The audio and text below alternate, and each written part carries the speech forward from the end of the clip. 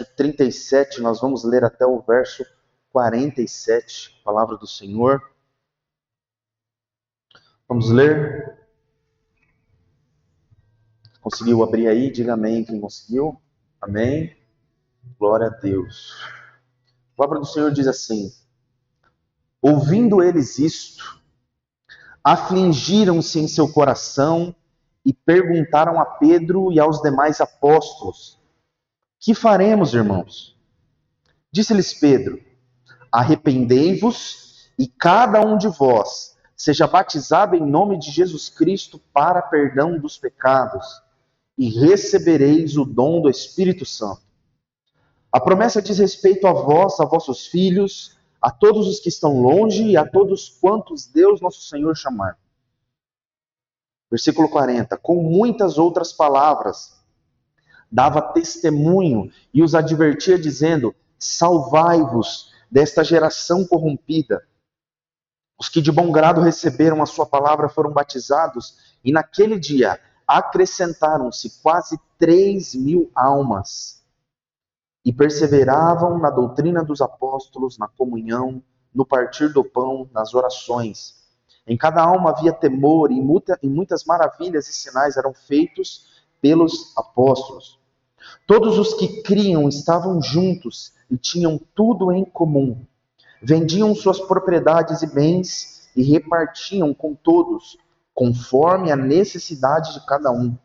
Perseverando unânimes todos os dias no templo e partindo pão em casa, comiam juntos com alegria e sinceridade de coração, louvando a Deus, caindo na graça do povo, e todos os dias, repito, todos os dias acrescentava o Senhor à igreja aqueles que iam sendo salvos. Amém. Senhor, te agradecemos por tua palavra e pedimos, Senhor, que ela seja luz ao nosso caminho nessa manhã, Senhor. Libera sobre nós, Pai, um espírito de sabedoria e revelação no pleno conhecimento do Senhor, para que possamos, através da exposição da tua palavra, conhecermos a ti. Em nome de Jesus é isso que oramos. Amém. Irmãos, nós estamos então na nossa série de mensagens Pertencer. Estamos meditando a respeito daquilo que a palavra de Deus diz a respeito da igreja, né? O que a palavra de Deus diz com relação à membresia. Como nós podemos enxergar nos nossos dias essa doutrina tão importante, que revela muito da condição do nosso coração com relação à igreja de Deus. Quando nós abrimos o livro de Atos e lemos esse relato aqui, de Atos capítulo 2, um pouquinho depois do tempo de Pentecostes, nós encontramos aqui, especificamente nesses versos que nós lemos, o nascimento da igreja visível. E é um daqueles momentos em que o céu toca a terra. Esse é um momento clássico onde a presença de Deus é manifesta num lugar de tal forma que, inevitavelmente, a glória de Deus convence os homens. Não que em outros momentos isso não aconteça, mas esse é um daqueles momentos, como Moisés na sarça ardente. Talvez esse é um dos momentos quando Elias está lá no Monte Carmelo, ou talvez esse é um dos momentos onde a presença de Deus se manifesta como se manifestava na Arca da Aliança, um momento onde Deus de fato está num lugar. E esse momento aqui mostra para nós que a igreja de Deus, ela nasce conforme certas premissas que o próprio Senhor estabelece. Então, esse texto nos mostra que a igreja, ela é a resposta de compromissos e de ações que nós visivelmente tomamos. E hoje nós vamos entender o que significa isso. Ou qual é o padrão da membresia? Qual é o que Deus exige de nós para nós nos tornarmos membros de sua igreja? Irmãos, é fato que nós vivemos num tempo em que há uma certa fobia de compromisso. As pessoas têm medo de se responsabilizar. Isso é do nosso tempo, por causa, talvez, da nossa da influência que nós recebemos do pensamento pós-moderno, mas o fato é, nós vivemos num tempo onde as pessoas têm fobia de compromisso. Nós temos visto que, por causa de certas feridas reais, tem se crescido um número muito grande de pessoas desigrejadas. Nós temos pensado a respeito disso. Pessoas que querem a Deus, querem Jesus, mas não querem a comunhão da igreja. Eles até querem ter um relacionamento com Deus, mas de alguma forma eles rejeitam a instituição igreja. E se cria todo um pensamento teológico, um pensamento em torno disso, que busca fazer com que as pessoas fujam dessa igreja organizada, dessa igreja talvez institucional, dessas premissas e verdades que são sim estabelecidas na igreja.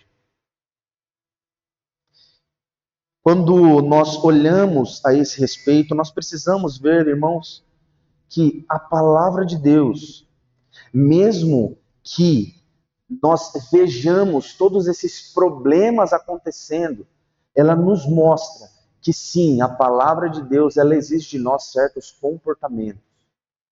E a igreja, irmãos, não é uma igreja desorganizada. Mesmo que a igreja, sim, tenha muitos problemas. Mas a igreja de Cristo, irmãos, ela não é uma comunidade desorganizada. Não é uma comunidade sem liderança. Não é uma comunidade sem pastoreio. Não é uma comunidade sem regras, sem pontos bem estabelecidos. Não é uma comunidade sem liturgia. Não é uma comunidade sem ordem. Às vezes é muito bonito nós pensarmos no organismo que a igreja é. No sentido de que as pessoas estão aqui, estão se amando. E é muito bonito isso, é muito bonito ver as pessoas orando umas pelas outras, as pessoas tendo relacionamentos profundos umas com as outras, abençoando umas às outras. Isso fala a respeito desse organismo vivo. Mas quando nós vamos para a igreja como uma instituição com regras estabelecidas, às vezes nós temos a tendência de nos afastar disso, achando que isso é contra a palavra de Deus e contra a Escritura, mas não é.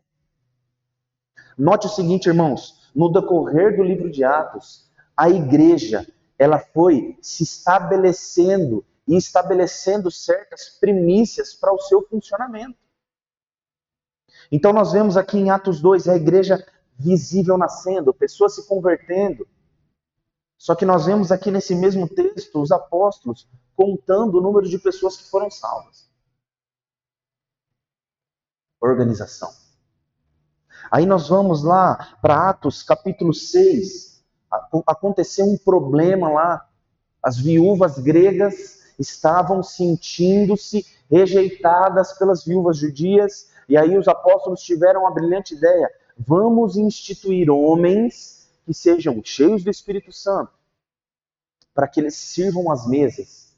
E aqui em Atos capítulo 6, nós temos a instituição dos diáconos, líderes, oficiais sobre a igreja, não somente os apóstolos. Aí você vai lá também para Atos capítulo 15.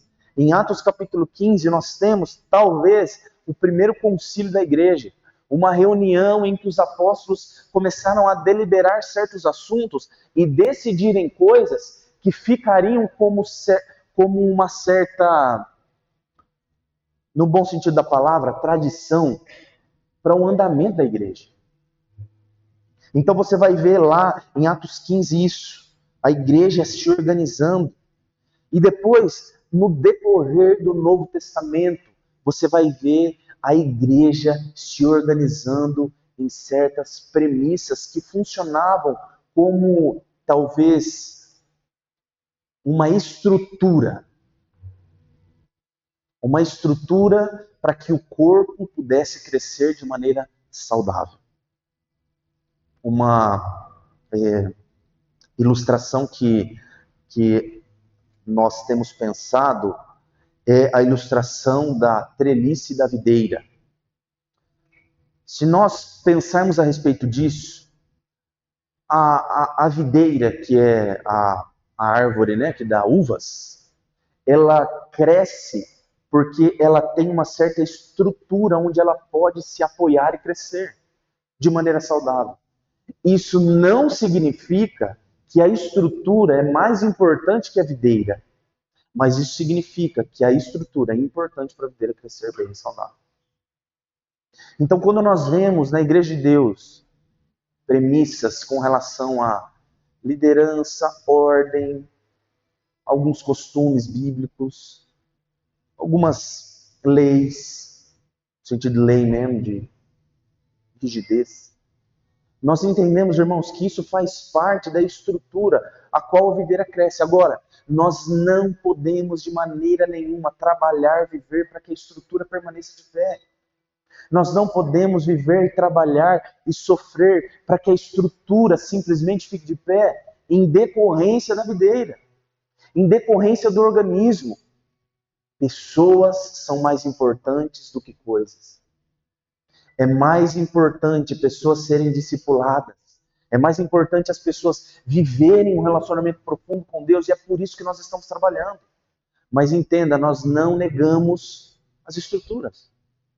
Nós não negamos aquilo que serve o corpo. Aquilo que serve como um escravo do corpo.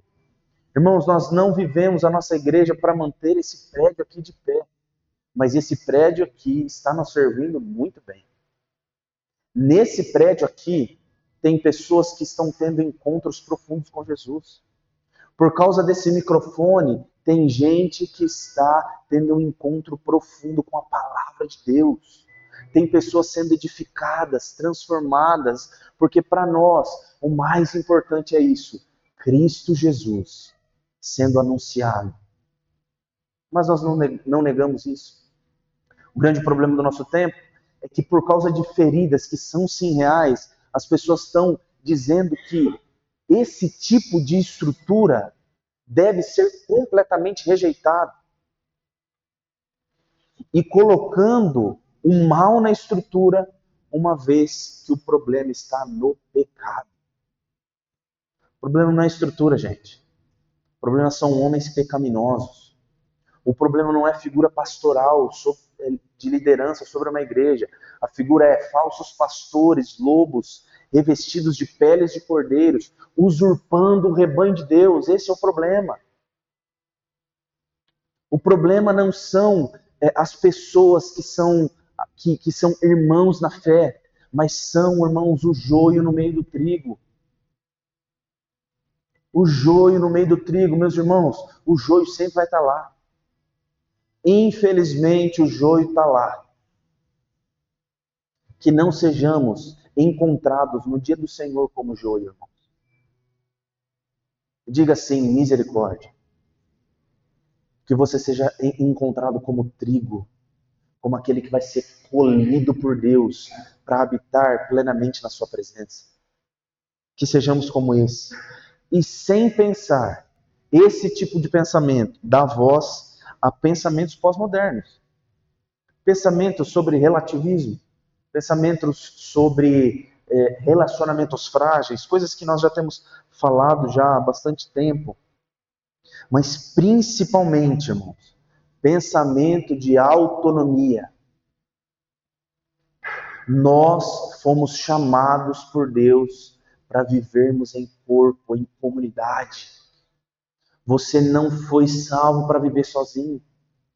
E sem perceber, esse pensamento que é do espírito do nosso tempo tem invadido certos círculos e usado certas feridas que são reais para invadir com pensamentos mundanos e carnais que não tem a ver com o Evangelho de Cristo, que não tem a ver com a palavra de Deus, que nos chama a habitar em família.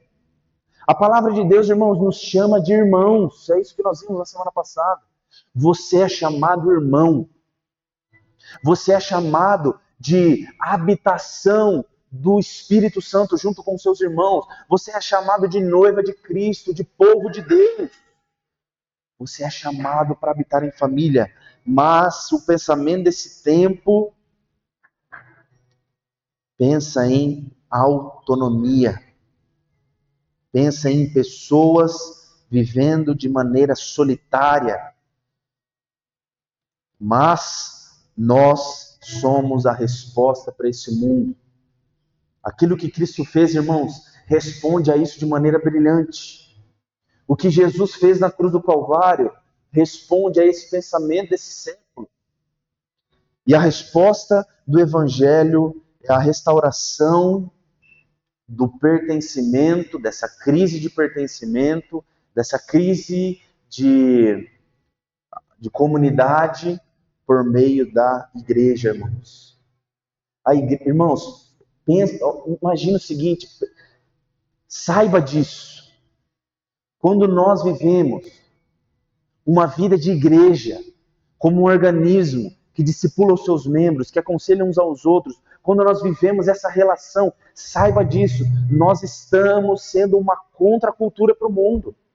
O nosso estilo de vida é uma resposta a essa geração. E isso servirá também como um juízo para o mundo. Irmãos, o nosso estilo de vida serve como juízo para o mundo. O jeito que nós vivemos, à luz da graça que recebemos, no último dia, será um juízo para o mundo. Nós julgaremos o mundo. 1 Coríntios, se eu não me engano, diz a respeito disso, que nós julgaremos o mundo. Não porque nós somos melhores, mas porque pela graça de Deus nós entendemos algo e nós estamos perseverando em viver isso. Nós estamos continuando e perseverando em continuar em viver nessa realidade.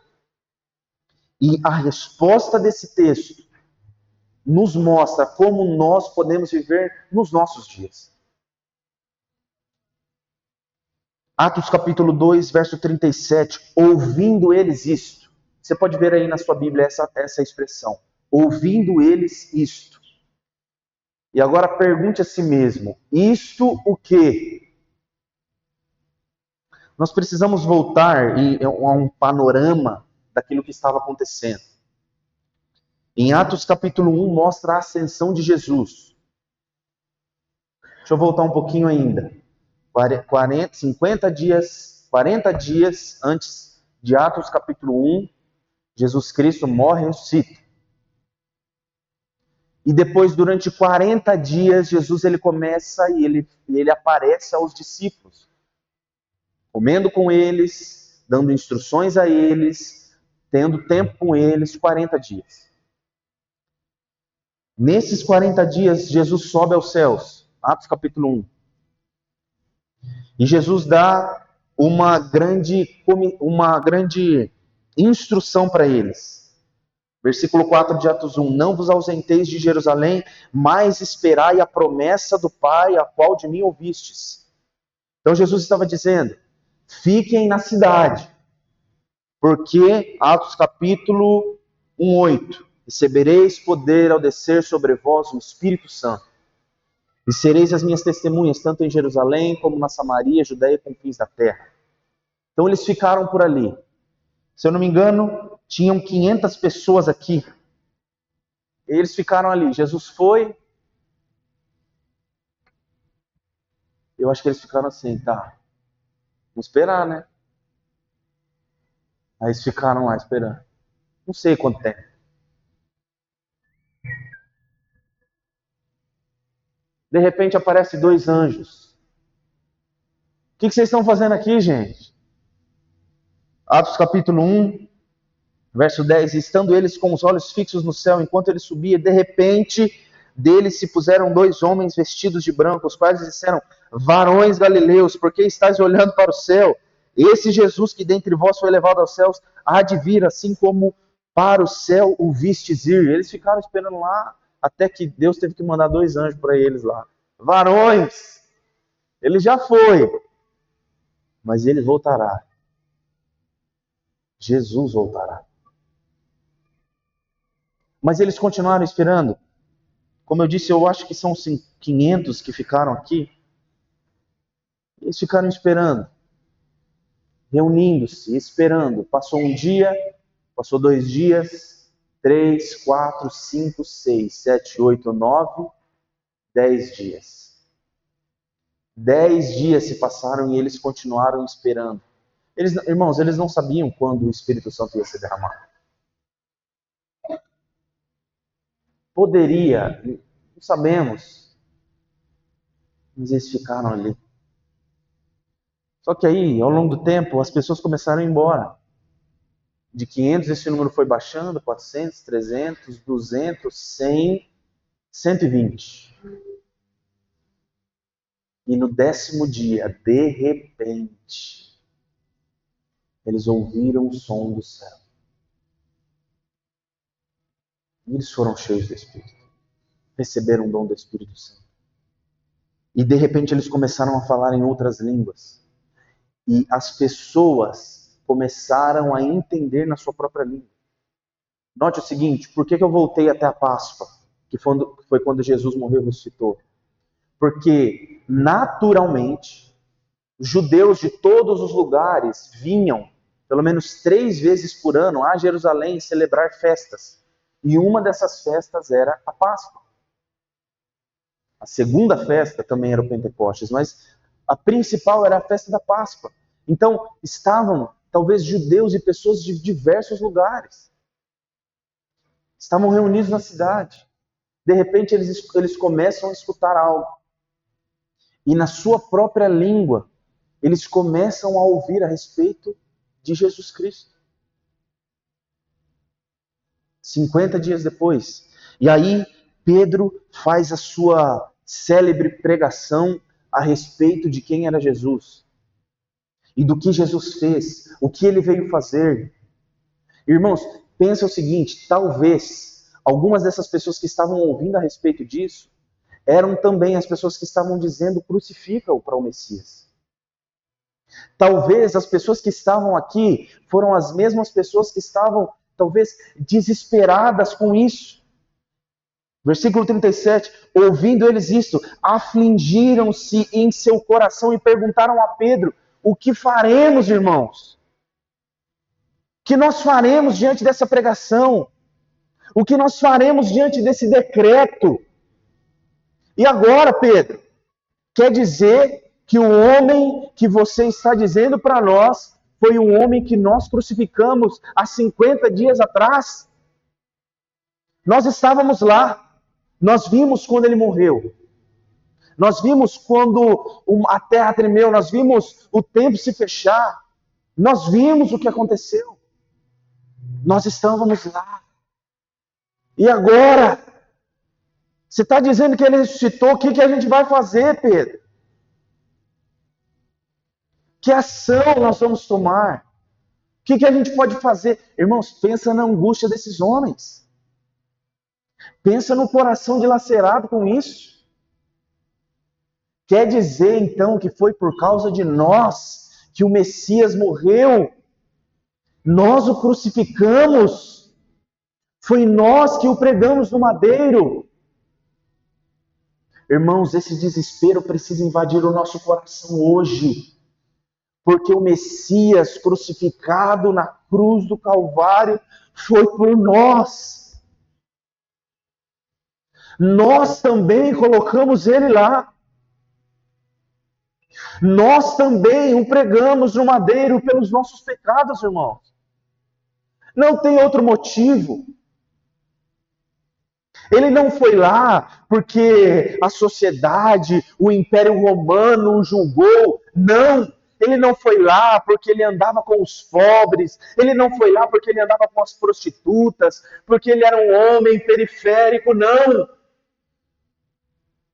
Irmãos, Jesus Cristo foi porque quis na cruz, para que o pecado nosso, a ira de Deus fosse satisfeita. Jesus Cristo é esse homem, e aí imagina o pensamento desses homens, e aí é claro que eles iriam dizer isso. Que faremos, irmãos? Que faremos? Ouvindo eles isto, afligiram em seu coração e disseram: que faremos? Que faremos diante disso?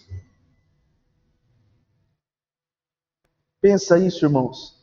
Essa consciência, essa culpa, essa pergunta desesperadora. A resposta do Evangelho à nossa crise de pertencimento é essa, irmãos. Pessoas que estão desesperadas, pessoas que não sabem para onde vão, pessoas que não sabem o porquê de suas vidas, pessoas que estão vivendo as suas vidas para si mesmos, e quando encontram a comunidade de Deus, quando encontram o povo da cruz, quando encontram as pessoas que foram lavadas e remidas pelo sangue do Cordeiro, com a mensagem de salvação, dizendo: nós temos uma resposta. Nós temos uma resposta para o seu problema eterno. E nasce ali, irmãos, a igreja do Senhor. Nasce ali o povo de Deus. Enquanto o coração moderno tem fobia de compromisso, idolatra a autonomia, rejeita o pertencimento, Deus, por meio do Evangelho de Cristo, cura isso com arrependimento, fé e batismo.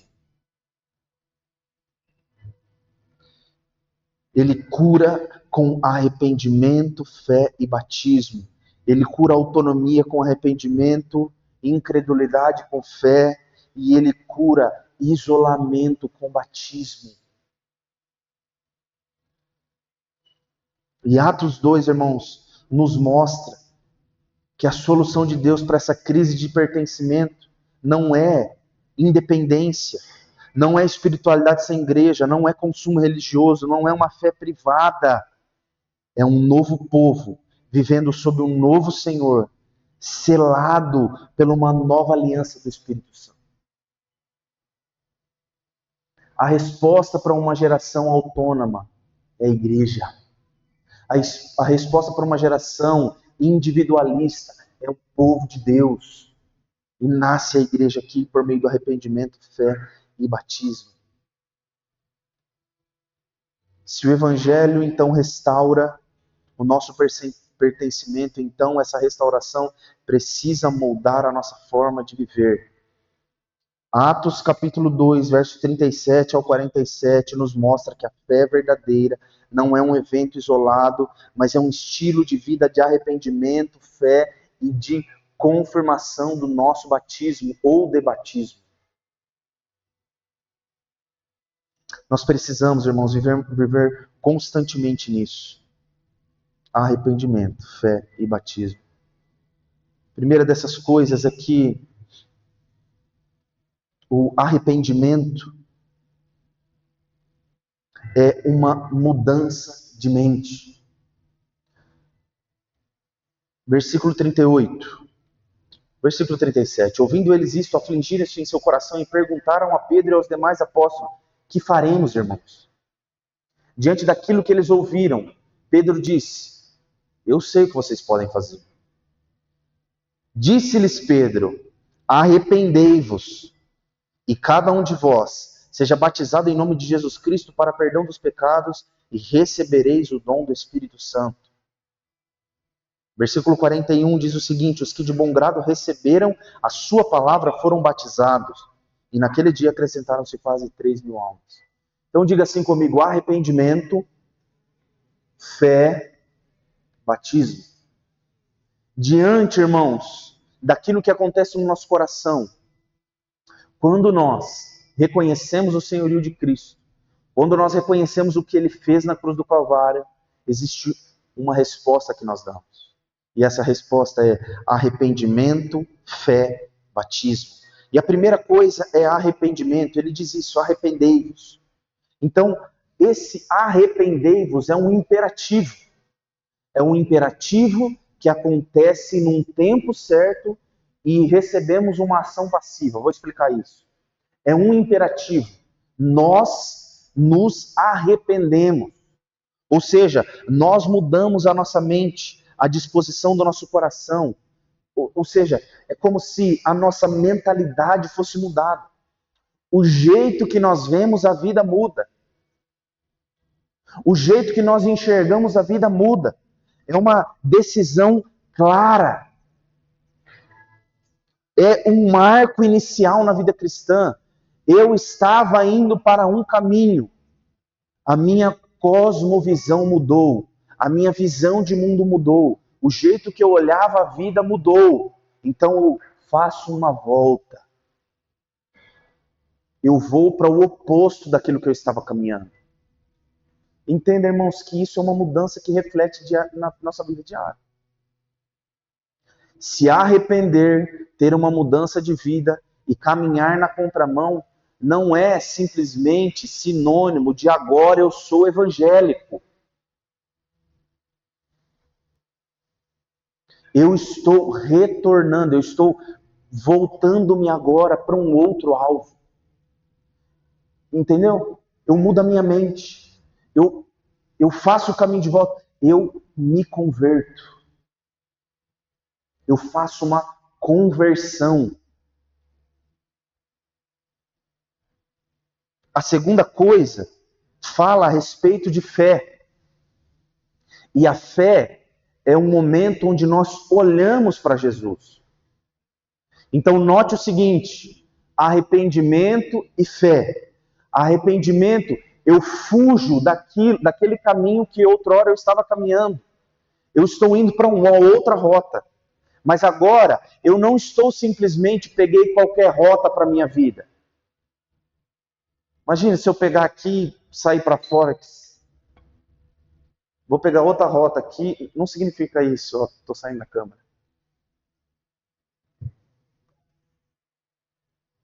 Sair para fora, tá vendo? Mas eu agora tomo um caminho certeiro para a minha vida. Isso fala a respeito de fé. Eu não simplesmente pego um outro caminho. Agora eu estou no caminho certo. Sim, eu me converto, eu saio desse caminho que eu estava indo e agora eu vou para um outro lugar. Eu vou para uma pessoa. Eu vou para alguém. Note o seguinte, essa palavra fé, nós precisamos entendê-la na sua completude. Primeiro, fé fala a respeito de nós sabermos sobre algo. Então, fé é saber sobre o Evangelho. Eu preciso ouvir o Evangelho, eu preciso conhecer o Evangelho, saber que nós fomos criados, saber que o homem pecou, saber que Jesus Cristo resolveu o nosso problema e saber que Ele consumará todas as coisas. Nós precisamos saber a respeito do Evangelho. Um crente verdadeiro sabe a respeito do Evangelho. Ele sabe que Jesus de fato morreu pelos seus pecados. Um crente verdadeiro sabe disso. A segunda coisa é que não basta eu apenas saber a respeito disso. Eu preciso crer que isso é verdadeiro. Então eu tenho um conhecimento de algo, eu sei disso, mas eu creio que isso de fato é verdadeiro. Mas isso também, irmãos, não basta. Abra sua Bíblia em Tiago capítulo 2, 19. Rapidamente. Quero ler esse texto com vocês. Tiago capítulo 2, 19. Esperar para você acompanhar aí.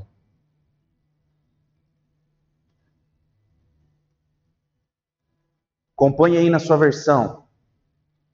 Crês tu que Deus é um só?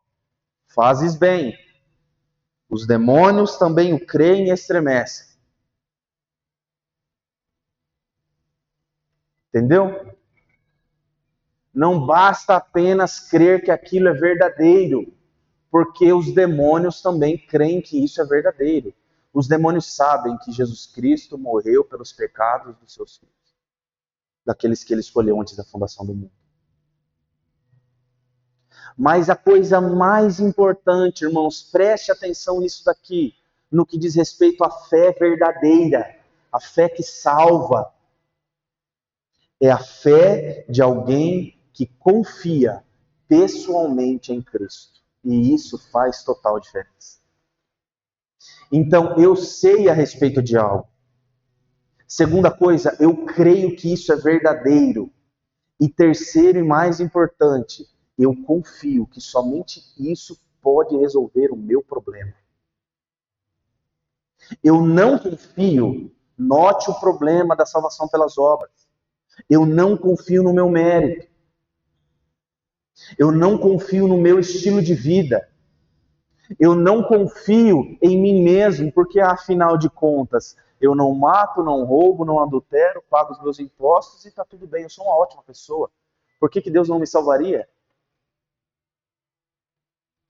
Eu não confio no meu mérito, eu confio no mérito de Cristo. E isso faz toda a diferença. Irmãos, fé verdadeira é isso. Confiar plenamente em Jesus. Então, eu me arrependo da minha velha vida. Eu retorno para um caminho e eu confio plenamente no Senhor. Que faremos, irmãos? Pedro disse isso a eles, segundo esse questionamento: que faremos, irmãos? Então, arrependimento, fé. Essas coisas andam juntas, irmãos. Enquanto nós nos arrependemos, isso é uma ação que nós tomamos. Por mais que a salvação, nós cremos, é uma obra do Senhor, isso se reflete na maneira como nós vivemos. E arrependimento e fé nós fazemos. Eu preciso fazer o caminho de volta. E quando isso acontece, o caminho mais certo para quem faz esse retorno, se arrepende, entendeu o Evangelho, conheceu, creu que isso é verdadeiro, confiou em Cristo, o que essa pessoa faz? Morra com Cristo, ressuscite com Cristo. Batismo. Batismo. O rito de iniciação. Batismo é um momento onde nós, de fato, temos essa ação que é a igreja que opera. Irmãos, o batismo não é simplesmente uma opção. Eles perguntaram: o que faremos? Arrependam-se e sejam batizados. No decorrer do texto ou de Atos, nós vemos diversas pessoas nesse estilo de vida. Arrependeu-se, vamos nos batizar. Lembra da história de Filipe com o eunuco? Filipe explicou para ele. O eunuco creu. E agora? Cadê a água? Cadê a água? Vamos batizar. Batismo. Quem crer e for batizado será salvo. Marcos 16:16. Atos 22:16. Levanta-te, sê batizado. Lembra de Paulo? Paulo foi encontrado pelo Senhor. O que aconteceu com ele? Ele se arrependeu, creu no Senhor Jesus, foi batizado. Batismo, irmãos, é um imperativo, não é uma opção. É um evento marcante, é um evento público. No momento em que nós recebemos uma graça de Deus, nós somos introduzidos no corpo. Nesse momento, alguém é introduzido no corpo. Quando visivelmente essa pessoa, ela de alguma forma está mostrando para o mundo aquilo que aconteceu interiormente dentro dela. Batismo. Nós somos batizados em nome do Pai, do Filho e do Espírito. Batismo, nós estamos nos identificando com Deus, nós estamos nos submetendo à autoridade de Cristo e nós estamos mostrando publicamente aquilo que aconteceu dentro de nós. E quando isso acontece, irmãos, a igreja pode saber através disso se alguém de fato é membro ou não. Isso mostra para nós. Por isso que quem pode ser membro de uma igreja cristã? Quem se arrependeu, quem teve fé e quem se batizou. Quem se arrependeu dos seus pecados, confia plenamente no Senhor Jesus e visivelmente fez isso por meio do batismo. Porque a igreja, irmãos, não é um clube em que você se associa. Igreja não é um lugar onde você vai porque, afinal, eles me trataram tão bem. Não. Igreja é o lugar do povo de Deus. Claro, pessoas vêm, pessoas se achegam, pessoas visitam, pessoas ouvem o evangelho nas igrejas, mas só é membro de igreja quem de fato fez isso. Porque, novamente, a igreja não é um clube de pessoas que têm pensamentos religiosos em comum, mas é o lugar das pessoas que nasceram de novo. A igreja é o lugar das pessoas que nasceram de novo. Nós precisamos entender, irmãos, que a resposta disso é o fato de que enquanto há uma crise de pertencimento no mundo, nós caminhamos na contramão do mundo, pelo fato de que quando nós tomamos essas ações, e especificamente o batismo, mostra que nós não temos fobia de compromisso. Note o seguinte, versículo 41, os que de bom grado receberam a sua palavra foram batizados, e naquele dia foram acrescentados quase 3.000 almas. Versículo 47, parte B, e todos os dias acrescentava ao Senhor à igreja aqueles que iam sendo salvos. Não tem um meio termo ali. Não, eu quero batizar, mas eu não quero ir na igreja. Gente, não faz sentido uma coisa dessa. A pessoa não entendeu o evangelho. A pessoa não entendeu o que é, de fato, ingressar na vida cristã. O que é, de fato, pertencer ao povo de Deus. Então, isso responde a essa crise de pertencimento do nosso tempo. Então, a partir disso tudo, irmãos, para nós concluirmos, para aqueles que... por que nós estamos também... nós vamos ter agora no dia 30, né, o nosso batismo. E a gente quis proporcionar para... A gente sabe que tem alguns irmãos que eventualmente não fizeram isso, e quis proporcionar esse momento de batismo, entendendo que porque nós vamos fazer a membresia, o rolamento de membros aqui da nossa comunidade, é importante que as pessoas saibam que existe um passo inicial. É importante que as pessoas saibam que tem um rito de entrada, que não é bagunça, que não é de qualquer jeito. Não é assim, eu quero. Não é só querer. Você precisa se arrepender, ter fé em Cristo, ser batizado nas águas. Esse é o ponto. Então, o que nós podemos aprender com isso? Que para aquelas pessoas que não fizeram isso ainda, entenderem que para pertencerem à igreja de Deus, esse é o primeiro passo. E para nós que já fizemos isso, nós precisamos, irmãos, ser pessoas de arrependimento diário. Nós continuamos caminhando fora e longe do mundo. Gente, Deus não pode demorar mais do que 5 segundos com a gente. Às vezes o Senhor te aponta algo no seu coração, mas a gente é difícil.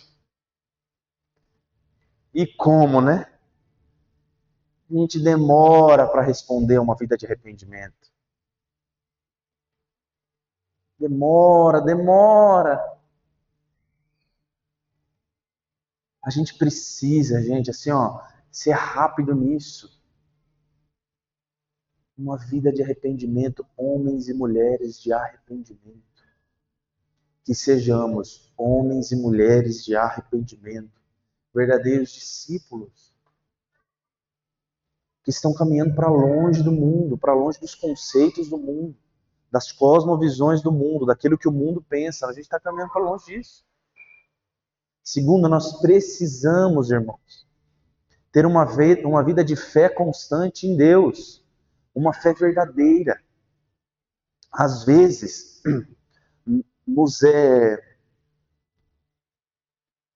desafiado isso quando nós lidamos com outros senhores. Quando nós lidamos com a falta do dinheiro, por exemplo, facilmente o nosso coração é pego em falta de confiança. É um problema nosso. Mas quando nós temos uma fé verdadeira, uma fé confiante, nós vivemos em confiança. Nós vivemos, os nossos passos estão sendo passos de confiança em Deus. Lembra de que os salmos que nós vimos na série passada, Salmos para Viver, eles mostram para nós uma confiança que nós precisamos ter no nosso Senhor que nos encontrou. O nosso Pai que está conosco. E uma fé confiante nos mostra que nós estamos indo para um lugar. Nós estamos indo para uma pessoa. Nós somos peregrinos, meus irmãos. Nós estamos de passagem no mundo.